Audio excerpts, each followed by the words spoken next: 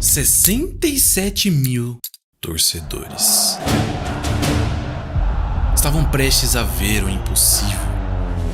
Vamos nessa, olha a chance, abriu pela direita, é no gol, vai no gol, bateu! Chegou o tão sonhado momento. Chegou contra uma equipe que tem defeitos sim. Lembrar o que o Dinho acabou de falar aqui, ó. Lá dentro, dá o máximo. O máximo! Só que aí a gente vai ver que na hora que a gente tá chegando no máximo, ainda a gente pode dar mais um pouquinho, pô. Então vamos lá e vamos fazer isso. Talvez até te falaram que o Barcelona estava muito desfalcado pro torneio.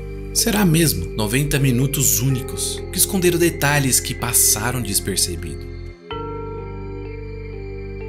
Era o Davi enfrentando o Golias do futebol mundial. Só que, antes dessa batalha, a simples atitude mudou o curso da história. De um lado estava o Barcelona, que tinha jogadores de elite, muitos deles campeões do mundo. E do outro lado estava o Internacional, que por sua vez tinha o Fernandão, Índio, Yarley e uma arma secreta. A expectativa era a mesma de todos os anos nessa competição.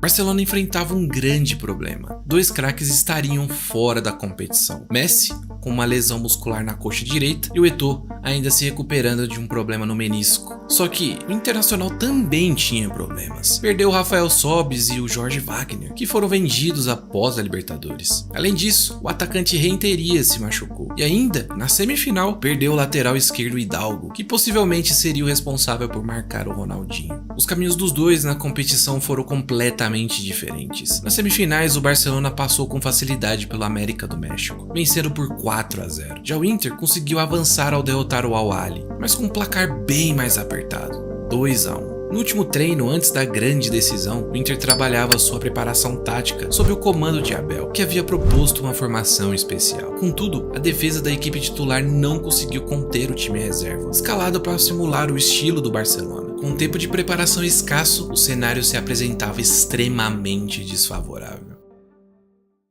Até que chegou o dia do jogo. O clima era absurdo. O cenário dos dois times perfilados no campo parecia uma imaginação. O comando da arbitragem era do Carlos Batres, que acumulava uma vasta experiência em jogos de Copa do Mundo, eliminatórias e etc. Era o melhor árbitro da CONCACAF. Assim que a partida começou, a concentração do Colorado estava acima do normal. E já para mostrar que o Inter não estava para brincadeira, deram uma entrada de boas-vindas no Ronaldinho, que jogou no Grêmio e estava tentando se inspirar em suas atuações feitas nos Grenais. O Barcelona não estava facilitando a saída de bola. Eram 3 pressionando o goleiro Klemmer. Mesmo com a pressão inicial alta, o Inter aos poucos conseguiu impor o seu ritmo de jogo sempre que podia e conseguiu finalizar de fora da área pela primeira vez e depois com o Fernandão. O Pato, com a sua juventude e plena habilidade, não se intimidou e apresentou seu futebol. Todos esses lances do Inter mostraram um certo domínio na partida, e isso confirmou com uma grande jogada onde com certeza o Pato marcaria, mas o Bandeirinha previu o impedimento. O Barcelona não estava esperando enfrentar tantas dificuldades, principalmente o Rijkaard, e viu o Colorado mais uma vez chegar com perigo, com uma tabela brilhante entre o Fernandão e o Yarley. O Inter estava muito próximo de fazer o primeiro gol, pelas diversas oportunidades criadas. Após os lances perigosos do Inter, o Barcelona teve uma chance tímida. Ronaldinho tentou um gol de cabeça, mas sem sucesso. Logo em seguida, Ronaldinho tentou surpreender com um escanteio a meia altura. O Inter tinha um grande repertório de jogadas. Após uma bola aérea, por pouco o Pato mais uma vez chegou nela. Só que daqui em diante, o Barcelona passou a dominar a partida e teve as melhores oportunidades, como essa.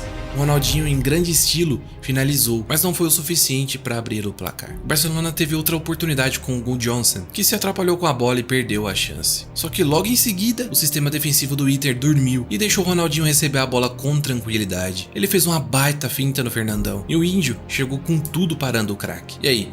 Na sua opinião, foi penal ou segue o jogo? O Inter tentava encaixar um contra-ataque, mas não conseguiu. O Barça estava acostumado a passar por esse tipo de lance constantemente na La Liga, mas o futebol é algo mágico e traria surpresas. O Johnson perdeu mais 2 grandes oportunidades, uma de cabeça e outra onde recebeu uma bola limpa e chutou para fora. A falta que o Eto'o estava fazendo no time era grande. Até que o Pato fez algo que se arrependeria depois. Deu um lindo chapéu no Deco. Minutos depois, ficou impedido em uma disputa de bola com o Puyol. O jogo estava aberto, as duas equipes estavam querendo o jogo. Porém, houve uma grande chance do Ronaldinho fazer um gol de falta. Ele partiu Bateu? Klemer pegou. A partida no final do primeiro tempo já começou a se tornar um jogo mais físico, mais agressivo. Em um piscar de olhos, vira um Ronaldinho contra apenas 2 marcadores. O chute passou com perigo. Barcelona perdeu diversas oportunidades. Parecia estar começando a contar com a sorte. E o Inter tentava aproveitar da melhor maneira possível. O zagueiro índio foi para frente e um ataque posicional quase marcou. O Inter mais uma vez estava confortável no jogo. O Pato então, nem se fala, só fazendo falta para pará-lo.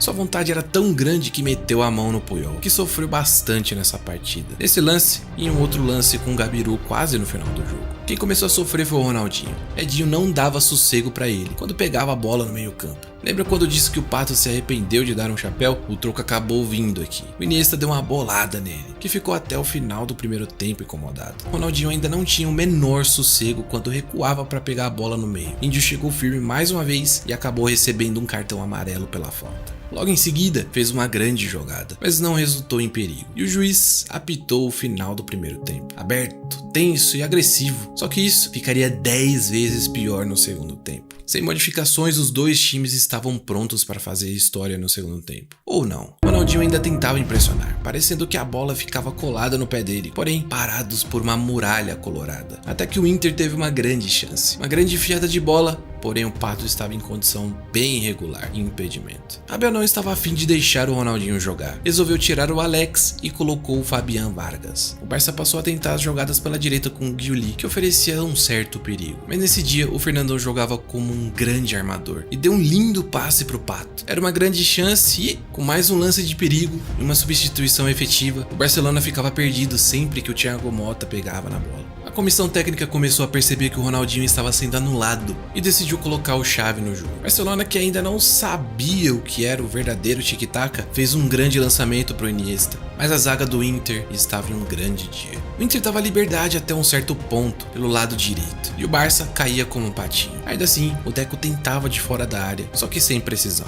O Pato já parecia cansado e entrou o Luiz Adriano em seu lugar, e ele seria um grande acerto do Abel. Logo de cara, já sofreu uma falta. O Barcelona começou a ficar desesperado, um impedimento logo após a cobrança de escanteio. Só que aconteceu algo ruim. O jogador mais importante do time, o Fernandão, acabou se machucando após uma disputa aérea. Seu sofrimento era grande, ele queria continuar, até que, no momento em que ele estava prestes a sair, olhou para a torcida colorada e encontrou forças para continuar. E foi exatamente o que ele fez. Era uma verdadeira batalha em campo e o índio saiu sangrando do gramado. Após o incidente, o Barcelona teve mais 2 chances pelo lado direito, sem tanto perigo. Das poucas vezes que o Ronaldinho pegou na bola, Edinho estava lá, em cima, marcando com intensidade, vigor, raça, e também esteve lá para cortar uma bola do Xavi, o que poderia ter sido o gol de empate. Após o enorme sacrifício do Fernandão, não aguentou mais. Acabou saindo para a entrada do Adriano Gabiru. E aqui,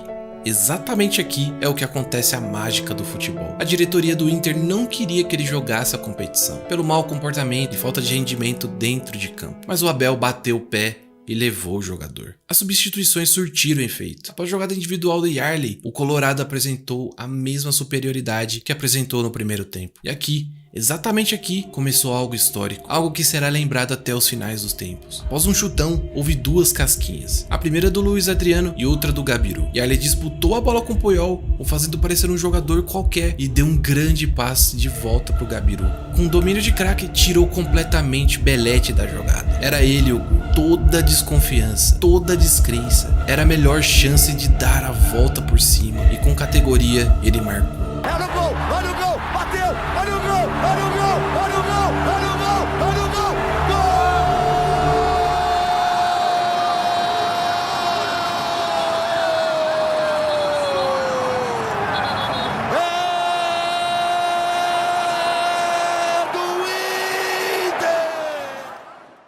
Era um gol aos 82. Haviam ainda 8 minutos mais acréscimos para segurar o campeão da Europa. E o Inter fechou completamente as portas para o Barcelona de Ronaldinho. Rijkaard não sabia mais o que fazer. Sua mente estava explodindo. Enquanto isso, mais uma vez o Puyol apanhou. Dessa vez para o Gabiru, que acabou levando o cartão. Só que, logo em seguida, Ronaldinho recebeu uma bola na justíssima linha defensiva do Inter e sofreu uma falta perigosíssima. Era a bola do Barcelona. a que deixaria o time vivo novamente. Ele já fez gol de falta exatamente daquela forma várias vezes. Os rivais torciam como nunca. Se o Ronaldinho não conseguisse fazer o gol, seria o fim.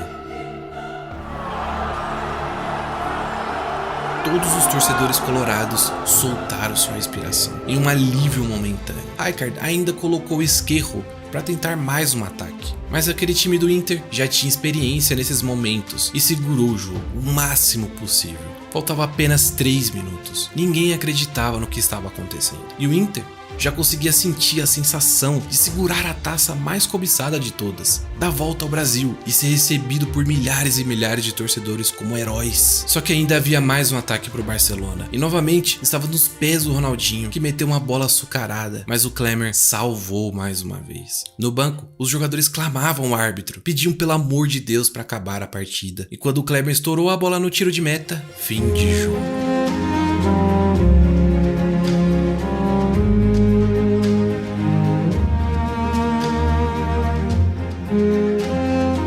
O fato é que o símbolo dessa conquista não foi o Gabiru, não foi o Yarley que deu o passe, ou até mesmo o Abel Braga. O que realmente fez a diferença foi o manifestar, o acreditar, o fazer acontecer. Todos juntos, como equipe, sem nenhum resquício de vaidade. Contra todas as chances possíveis, o Inter se tornou um colosso, um time a ser batido em solo brasileiro dali em diante.